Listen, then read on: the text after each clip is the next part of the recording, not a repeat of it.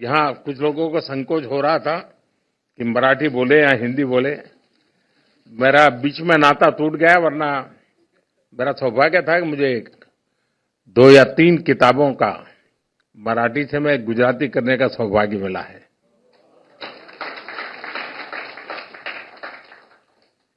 अब पिछले 40 साल से मेरा संपर्क टूट गया, वरना मैं काफी मात्रा में मराठी में अपनी गाड़ी चला लेता था। लेकिन अभी भी मुझे कोई ज्यादा असुविधा नहीं होती है, और इसका कारण ये था, मराठी रंगमंच ने समाज के शोषित वंचित वर्ग की आवाज को बुलंद किया है। मराठी रंगभूमि के दिग्गज कलाकारों ने हर मंच पर अपनी प्रतिभा का लोहा मनवाया है। मराठी संगीत, लोक संगीत, लोक नृत्य की परंपराएं अपने साथ एक समृद्ध विरासत लेकर आगे बढ़ रही है। बाल गंधर्व डॉक्टर वसंतराव देशपांडे, भीमसेन जोशी, सुधीर फड़के, मोगूबाई कुर्डीकर, या फिर बाद के युग में लता दीदी, आशाताई, शंकर महादेवन, अनुराधा पौडवाल जी जैसे दिग्गज लोगों ने मराठी संगीत को एक अलग पहचान दी है। मराठी भाषा की सेवा करने वाले व्यक्तित्वों की संख्या इतनी विशाल है, मैं उनके बारे में बात करूं तो पूरी रात निकल जाएगी। साथियों, मेरा सौभाग्य रहा, यहां कुछ लोगों को संकोच हो रहा था कि मराठी बोले या हिंदी बोले। मेरा बीच में नाता टूट गया, वरना मेरा सौभाग्य था कि मुझे 2 या 3 किताबों का मराठी से मैं गुजराती करने का सौभाग्य मिला है।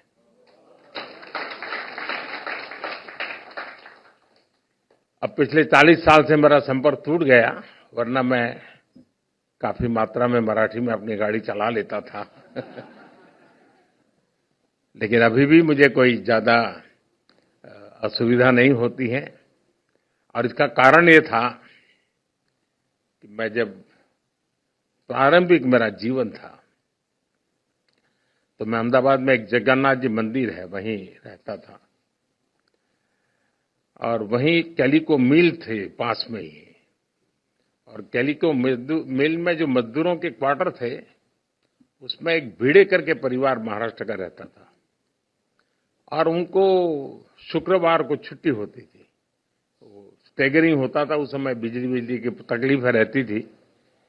मैं कोई पॉलिटिकल कमेंट नहीं कर रहा हूं, लेकिन वो दिन ऐसे ही थे। तो शुक्रवार को उनको छुट्टी होती थी, तो मैं शुक्रवार उनके घर मिलने जाता था। तो मुझे याद है कि उनके घर के पड़ोस में एक छोटी बच्ची थी, वो मेरे से मराठी बात करती थी। बस उसी ने मेरे गुरु बन करके मुझे मराठी सिखा दी। साथियों, मराठी को क्लासिकल लैंग्वेज का दर्जा मिलने से मराठी भाषा के अध्ययन को बढ़ावा मिलेगा, इसे रिसर्च और साहित्य संग्रह को बढ़ावा मिलेगा। सबसे महत्वपूर्ण बात यह है कि भारत की यूनिवर्सिटीज में मराठी भाषा के अध्ययन की सुविधा मिल सकेगी। केंद्र सरकार के फैसले से मराठी भाषा के विकास के लिए काम करने वाले संगठनों, व्यक्तियों और छात्रों का बढ़ावा मिलेगा। इससे शिक्षा और रिसर्च के क्षेत्र में रोजगार के नए अवसर भी बनेंगे। साथियों, आजादी के बाद देश में पहली बार ऐसी सरकार बनी है जो मातृभाषा में पढ़ाई को महत्व देती है। मुझे याद है, मैं बहुत साल पहले एक बार अमेरिका गया, तो एक परिवार में मुझे रुकना था, और मुझे उस परिवार की एक आदत मेरे मन को छू गई।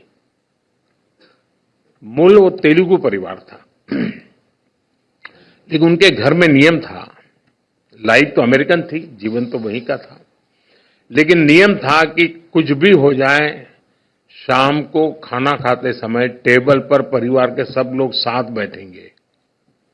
और दूसरा था, शाम को खाना खाते समय परिवार का एक भी व्यक्ति तेलुगु भाषा के सिवा एक भी भाषा बोलेगा नहीं। उसके कारण वहां जो बच्चे पैदा हुए थे वो भी तेलुगु बोल लेते थे। मैंने देखा है महाराष्ट्रीयन परिवार में जाएंगे तो आज भी सहज रूप से आपको मराठी भाषा सुनने को मिलेगी। बाकी लोगों का ऐसा नहीं है, छोड़ देते हैं, फिर उनको हेलो हाउ करने में मजा आ जाता है।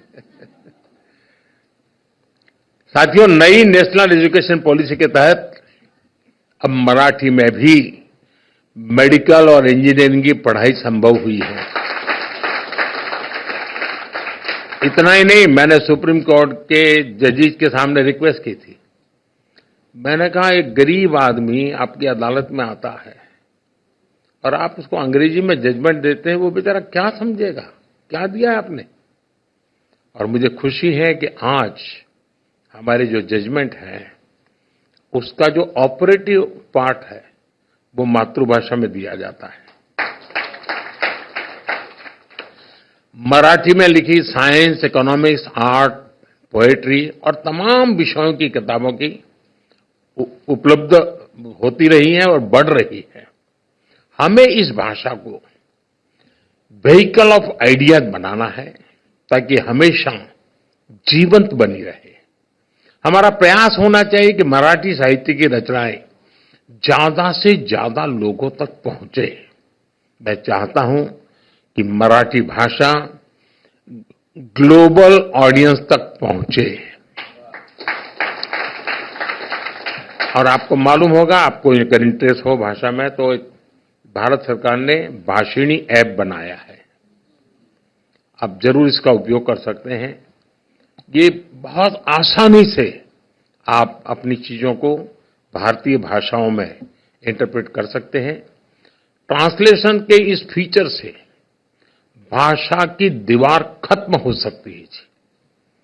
आप मराठी बोले, अगर मैं भाषिणी के लेकर के बैठा हूं तो मैं उसको गुजराती में सुन सकता हूं, मैं हिंदी में सुन सकता हूं। तो ये एक व्यवस्था टेक्नोलॉजी के कारण बहुत आसान हुई है। साथियों, आज हम इस ऐतिहासिक अवसर पर इसकी खुशी तो मना रहे हैं, ये मौका हमारे लिए एक बड़ी जिम्मेदारी भी लेकर आया है। मराठी बोलने वाले हर व्यक्ति का दायित्व है कि वो इस सुंदर भाषा को आगे बढ़ाने में योगदान दे। जिस तरह मराठी लोग सरल होते हैं, वैसे ही मराठी भाषा भी बहुत सरल होती है। इस भाषा से ज्यादा लोग जुड़े, इसका विस्तार हो, अगली पीढ़ी में इसे लेकर गर्व का बोध हो, इसके लिए हम सबको प्रयास करना चाहिए। आप सबने मेरा स्वागत सम्मान किया, मैं राज्य सरकार का आभारी हूं। ये कोइंसिडेंस था क्योंकि मेरा एक और कार्यक्रम था जहां यहां आना होता था, लेकिन अचानक यहां के साथियों ने मैं कह दिया कि 1 घंटा और दे दीजिए, और उसी में से ये कार्यक्रम बन गया। और आप लोग सभी गणमान्य लोग हैं जिनका जीवन इन बातों से जुड़ा हुआ है, उन सबका यहां उपस्थित होना ये अपने आप में मराठी भाषा का महात्म्य को उजागर करता है। मैं इसके लिए आप सबका बहुत आभारी हूं। मैं एक बार फिर आप सभी को मराठी भाषा को शास्त्रीय दर्जा मिलने के लिए बहुत बहुत बधाई देता हूं। महाराष्ट्रातील आणि जगातील सर्व मराठी जनांना खूप खूप शुभेच्छा देतो। धन्यवाद।